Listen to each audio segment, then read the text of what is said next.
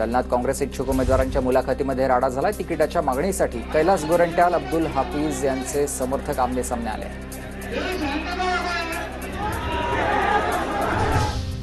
Tasgaon ring रोडच्या श्रेयवादावरून आजी-माजी खासदार भिडले। विशाल पाटील आणि संजय काका पाटील यांच्यात व्यासपीठावरच वादावादी। तासगावमधील राडानंतर रोहित पाटलांकडून संजय काका पाटलांना खुलं आव्हान। तासगाव आणि कवठे महाकाळ तालुक्यात मोगलाई लागली नाही, येत्या काही काळात आम्ही दाखवून देऊ, रोहित पाटलांचं वक्तव्य।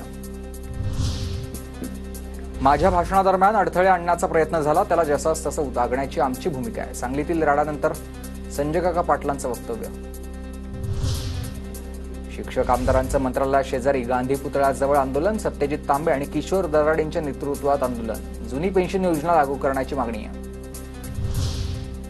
रत्नागिरी वक्फ बोर्ड कार्यालयाच्या उद्घाटन कार्यक्रमाआधी राडा। सकल हिंदू समाज आणि भाजपच्या कार्यकर्त्यांनी पालकमंत्री उदय सामंतांना दाखवले काळे झेंडे।